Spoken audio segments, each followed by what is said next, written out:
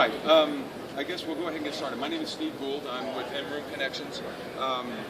One of the questions we come across all the time is why are internet costs growing so rapidly? And so I tease that at the end of the thing we're going to talk about 7 things that really are useful in maintaining or managing these costs. But because it is such a wide topic, internet touches everything in your lives, therefore it touches everything in your hotel, everything in your properties that you're trying to manage every time you go to take over a property. I kind of wanted to go through a couple of things first. Hit the right button. So, marketing people gave me a challenge, right? 30 slides, 15 minutes. So, take your last sip of coffee, let's fasten our seatbelts, because I talk very, very quickly. The presentation will be online, you'll be able to get it. There's no leaving now, okay? We don't have time for that. So let's just try and get through this as quick as possible. This is the only slide with a lot of ugly words on it. The short version is this. I wanted to define what cost meant to me, because cost can mean different things to different people. So in this context, number one, cost is where you spend money. That's the easy, right? So the cost of your ISP, the cost of any managed service provider you're providing, your guest internet service provider, your IT cost, all of those things are costs where you're paying out money. Indirect expense. When something's poorly designed, something's hacked up, you're going to spend 3 times as much to keep it maintained as you are if it's done right the first time. Indirect expense, management loss. Okay? Your management loses focus because they're solving internet problems, they're not doing management tasks. And then finally, your staff, the actual individual staff.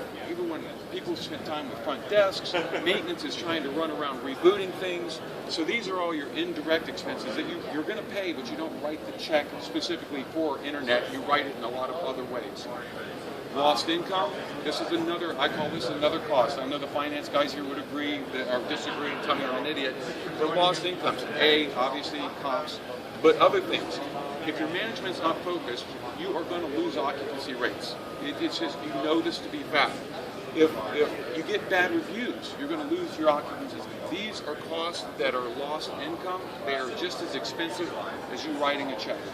And then finally, unnecessary costs. These are checks you should not have to write. For example, paying for too much bandwidth. That's sacrilege, okay? I work with a lot of ISPs. They would shoot me if they were here right now. You don't need more bandwidth. That's not the answer, but you're going to see how you get to that answer every single time in the next slide, or a slide or two away. Overpaying for fees and services. When you're paying an IT company to come out and do simple break fix on a network, you're overpaying, so that's an unnecessary cost. And then finally, if in doubt, you need an upgrade. If in doubt, you need new equipment. If in doubt, you need new technology. And these are not necessary costs. Therefore, just like writing a check for something, but now you can check that you don't need to write. So that's my definition of cost. It can come in 4 different formats. All of them are real money, no matter how you look at it. My definition of internet. Again, you've got 15 minutes. I want to get through this so when we talk about it, you understand why I'm focusing down on one world. Internet basically is anything in the cloud getting to your facility through some number of ISPs and some number of internet sources. The main things that we find out here, right, in your space are reservations, back office, and guest network. Been that way. This is fairly new, but this is the world that you live in. So that's what I call your internet problem, right? Not all of it's bad, not all of it's good, not all of it can be maintained perfectly. So this is the internet that we're trying to maintain those costs about. Reservations, well understood. You used to work up over dial-up. I mean, we know what reservations are. We know often you're going to pay a premium for your reservation system. That's where they require you to have a T1 or a DS3. It's got to be up all the time for it to really be valuable, for it to really help you fill your hotels, for you to be really reliable and service your guests the right way. So you're going to pay a premium for that, and it can even be mandated. The point of this is that these costs, they may be exorbitant. Your brand may be having their way with you in so many ways, but the reality is it's maintained. You understand it. You understood it on Sunday. You'll understand it next September. It will be explained. It will be mandated. It's not going to change. You can work to get it down. It's not difficult to understand how to manage that cost. Your back office is the same way. Reservation systems might have 3 machines, whatever, or if you're across multiple properties, you might have a lot more. Back office, you're going to have 15, somewhere between 5 and 15 machines, but you have a limited number of problems, meaning people using it. You know exactly what they're supposed to be using it for, and therefore you know how much bandwidth they need. You know how easy it is to monitor them, because you know if John is watching a lot of movies, his bandwidth is up. It's not hard to focus right in on John and step on him and say, stop with the movies. So managing the cost of the back office internet is not a problem.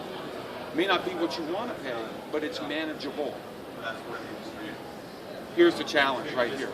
Obvious. This is not rocket science. You knew I was going to get here, but now we've kind of focused it down. The guest network is the problem. It's where the guests bring their own device, whether it's their direct guest network. It is literally the wild, wild west, which we into a graphic, right? I actually saw this movie. This showed up in my thing. I remember this movie because I remember these two guys talking in the front here. But this is kind of the way this looks. There's people who are calm, there's people who are trying to control things, and then there's just this melee going on that the question is, do you have any insight into what it's supposed to be, or who's on what team, or how many tables are going to be broken here, where's the expense that's going to come out of this? That's the thing that is unmanaged in this world today. Right now, the world is, this creates so much trouble for finance. When is it going to be enough? So I want to describe this. Why is it so wild? These are going to be the obvious things. Constantly evolving technology. Faster, better APs. Oh, wait, it's 802.11b. No BG, no BGN. BGN AC, 5 gigahertz. It just, every day. I used to blame it on Steve Jobs. It's a little awkward now because he's dead, but he was the source of the problem when he developed the very first iPhone, and all of a sudden everything was about this big, and went from 3 business people, one of them carried a laptop, to every family member carries 3 devices, right? And they're all low powered, and it's always evolving what they want to do. I want to stream Skype today, right? I want to be able to have that dialogue. That's the rapidly growing platforms and devices and services that are offered. Real problem, rapidly growing customer base. This one is now a customer. This one was happy, it used to be happy when it was in the sandbox. Now it's not happy unless it's got its iPad running with its cricket game going on, right? Reality is reality. This is now a customer to your technology. Who would have saw that 10 years ago, right? Strong like-home comparisons. It plagues this industry all the time, right? I want a coffee maker. Well, the coffee maker needs to make coffee. That's fantastic. But I've got 100 megabits in my house from Comcast. What do you have here? Well, it doesn't scale. It doesn't need to scale. But that's how they compare it. Well, you're just slow. Right? If anything's wrong with my connection, it's because you have the same connection I have at my house, and therefore, no, that's not the way it really works. In all honesty, the reason you have 100 megabits isn't because you need 100 megabits in your house. It's a different technical reason. It has to do with latency. They're improving latency with speed. They've used megabits to equate to latency so that your games run faster. It's not the actual pipe size you need, but it's the improved latency. But the problem for you is it does create this home comparison. Staff is way behind the learning curve. It's just the reality. There can be generation supreme. Okay, they're going to be good users. They're not going to know how to run Netflix. It's a completely different problem. So they're behind the learning curve, but they are all experts, and they're all trying to help the guest, and they're often just making it worse and worse and worse. And we'll talk about that in terms of the 7 steps. You can see new services every day rolling out. I was talking to one of my son's good friends, and he was telling me about the 4 online dating services that he was aware of, right? And I'm like, you've got to be kidding me. I've never even heard of these. Every day there's a new service offering new capability, whether it's video chats or some kind of interaction that you didn't see 6 months ago. This customer is the real issue. The customer is unaware of what it takes. So it says, it works in my house. Why does it work here? Well, it's like the difference between driving a VW Bug and driving an 18-wheel semi, right? Yes, they both have wheels, but it's a much more complex structure. They don't make that translation. They just know it doesn't work the way it should work in their minds at the home. And then back to you as an organization, you have processes and procedures for how to manage money. You have processes and procedures for how to do your labor. How many processes and procedures do you have for how to handle your internet costs, or how to handle the internet guest that is unhappy, or how to handle taking care of equipment that's offline in your structure? What are you using? How are you managing that? It's one of your fastest growing costs. What are you doing to try and get control of it? You don't have those procedures in place because it's such an emerging problem. And then this is kind of interesting, very weak metrics. We could probably go around the room and ask every expert how much bandwidth you need for every room, or how many devices you expect to find, or what kind of demand you see on the network, or what next year's technology that's sitting right out here is going to put onto your network in terms of your guest network. You have very little understanding of what you're going to see coming in the next phase. You don't have any way then to gauge on what to buy right, other than from a bunch of salespeople, right? We'll talk about that in a second. I like this next slide. So this is the funny part. It was all related to this Wild Wild West thing, so I apologize. But here's the GM. We'll take whoever's the center person in your organization. Let's just call it the GM. Basically, just wants it to work so that there's peace amongst everyone, right? But the real question is, who do I trust? Everyone walking in the doors want to sell me something. Obviously, they're going to sell me their answer is the answer. And then finally, if I'm not waiting for you to walk in the door, who can I call? Where do I reach out to that I'm not getting the quote-unquote IBM consultant? Nobody from IBM, right? The IBM consultant that says, well, these are the 27 things you should do. He says, well, let's do those. And the guy says, oh, we don't do anything. We just tell you what you should do, right? So the question is, who can you call to get the right answers and then help get those things implemented? So this is quick. How am I doing? I'm running short. Hotel staff. This is what you're going to hear. This is what the GM's going to hear from his hotel staff. The network's slow. I reboot every hour. Great idea. Not working well. I was on the phone with the ISP all afternoon, and it's still offline. He probably unplugged half of the things he shouldn't have unplugged. The guest ISP is no help. The guys that we have for professionals, they don't ever help me. I call them, they say call the ISP. I helped 10 guests today. I personally helped 10 guests today, and they're all mad. Well, of course they are mad. You're not an IT professional. You don't know the network. You probably didn't really help them, even though that's what you thought you were doing. His bottom line, we need more bandwidth. That's the answer that always comes from that organization, that group.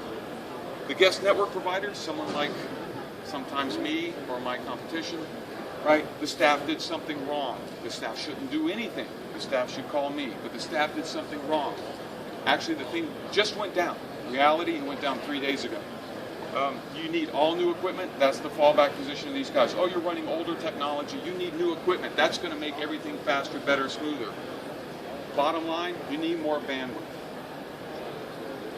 The ISP, Comcast, all these guys, they're going to run through a whole bunch of things. First of all, you have huge hold times, huge expense. Secondly, extended troubleshooting, huge expense. Third thing, it's your router, of which you don't even know what that is half the time, because it's provided by the guest internet provider. Third, we'll send someone tomorrow. It's just great. That means you're going to be down for the next 12 hours. Let me give you the sales, classic line, and the sales guy says you either need fiber or you need more bandwidth essentially. Again, more bandwidth, more bandwidth, more bandwidth. All your other phone vendors, they're going to come down to the same thing. They want to help. They want to be good people. These are the other people you might call. Your phone guys, your tech guys, your IT guys for your back office. The short answer is you need more bandwidth. That's what it always comes down to when they can't solve the problem. And then finally, your own internal IT support, you're paying them a lot of money. It looks like someone did something to change something. Literally, these are words I've heard, right? And the short answer is that this person, the IT support staff, are going to tell you, you need more bandwidth. You're just choking your network. No graphs, no understanding, no metrics, just that's the right answer because it's an easy answer. And then, of course, your guests. I love guests, right? This is the reality. Every one of them worked for NASA. I swear, everyone worked on the space shuttle program. We live in Florida. I can guarantee that they all did, right? Every one of them invented the internet. This is reality. My grandmother helped invent the internet, okay? She did. Not really. I love this line. I have no problems anywhere else. Really? This is what we hear. We have recordings of this. I have no problems anywhere else. And the best one of all, my Windows 7 machine works perfect everywhere else. I started it up 6 months ago. It had no problems at all, right? What do they end up saying? You're slow, you need more bandwidth is what they're going to be telling you.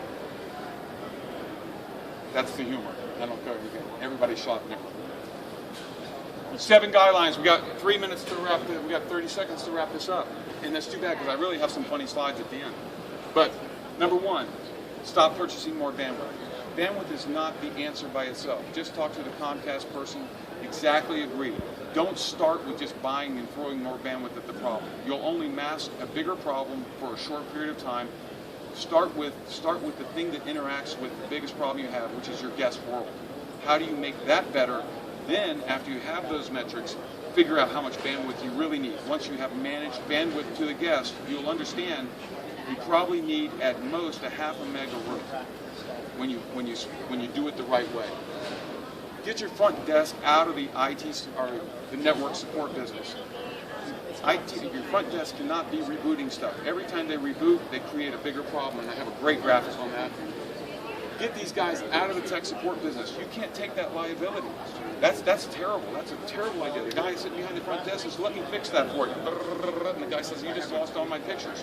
What's the next state? It's not. It just doesn't work. Get them out of the guest support business. We use the word pro, but basically these 3 right here are saying what you need is someone that you can trust, a trusted vendor, to take a look at your problem for you, to say their job isn't to point fingers up and down, their job is to solve the problem. And so essentially you want the right person to troubleshoot the ISP, not your staff. You want someone who can monitor what the ISP is doing, can call the ISP's bluff, but if it's not an ISP problem, it's then going to turn around, not point the finger at the ISP unnecessarily, but fix the problem inside. We want someone that's going to take responsibility for knowing how much bandwidth you're using, how to manage it correctly, how to fix it when it's being oversubscribed, but not how to buy more if it's not necessary.